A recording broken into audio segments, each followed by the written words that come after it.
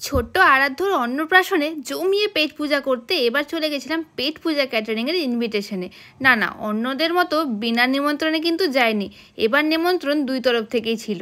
এই যে আমাদের ছোট্ট সদস্য আরাধ্য, যারই ছিল শুভ অন্নপ্রাশন। যাই হোক, সব কিছু কমপ্লিট করে আমি চলে যাই একদম স্টার্টার কাউন্টারে, যেখানে ছিল ফিশ ফিঙ্গার, আমার সব থেকে ফেভারিট, তারপর পনির ফিঙ্গার, আর ছিল হানি গ্লেস লেমন চিকেন, যেটা কিন্তু একদম নতুন আইটেম ছিল আমার খাওয়া। সবগুলো খাওয়া সাজিয়ে নিয়ে সোজা শুরু করি ফিশ ফিঙ্গার দিয়ে, যেটা কিন্তু খুব সুন্দর ছিল। আর পানির ফিঙ্গারটা কিন্তু খুবই সুন্দর ছিল, বাট সব থেকে বেস্ট ছিল হানি গ্লেস লেমন চিকেন। এটা কিন্তু সেকেন্ড টাইম আমার নেওয়া। তারপর চলে যায় ডিরেক্ট মকটেল কাউন্টারে, আর এখানে দু রকমের মকটেল ছিল, আমি তার মধ্যে থেকে বেছে নিয়ে আমার ফেভারিট ব্লু লাগুন, আর ছিল অরেঞ্জ মোহিতো। আর এই ব্লু লাগুনটা কিন্তু দারুণ রিফ্রেশিং ছিল, খুবই টেস্টি ছিল, তার সাথে কিন্তু অরেঞ্জ মোহিতোটাও বেশ ভালোই ছিল। তারপর আমি চলে যাই ডিরেক্ট জিলিপি রাবড়ির কাউন্টারে। ছোট ছোট জিলিপি, তার উপরে রাবড়ি দিয়ে সার্ভ হচ্ছিল, আর আমি এক প্লেট সাজিয়ে নিয়েছিলাম। আর এই জিলিপি রাবড়িটা খেয়ে তো আমি জাস্ট পাগল হয়ে গেছিলাম, এতটাই সুন্দর টেস্ট ছিল এই জিলিপিটার।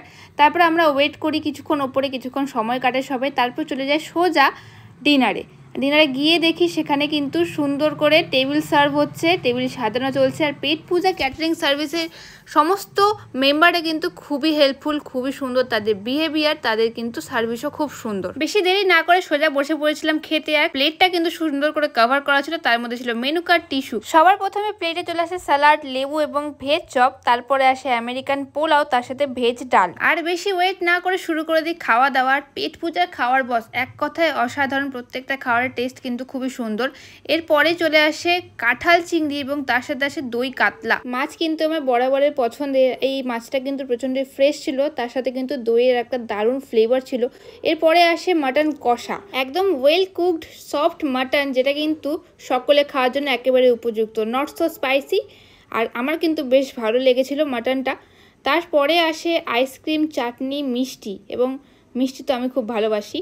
সব কিছু খাওয়া কমপ্লিট করে আইসক্রিম দিয়ে খাওয়া দাওয়া শেষ করেছিলাম। আর পেট পূজা কিন্তু দি ওল্ড গ্যালারির একটা ব্র্যান্ড। আপনারা কিন্তু পেট পূজাকে আপনাদের যে কোনো অনুষ্ঠানের জন্য যোগাযোগ করতে পারেন।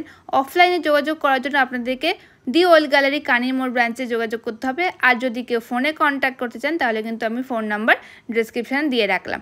খাওয়া দাওয়া কমপ্লিট করে এবার চললাম বাড়ি, আবার দেখা হবে অন্য কোনো ব্লগে। টাটা।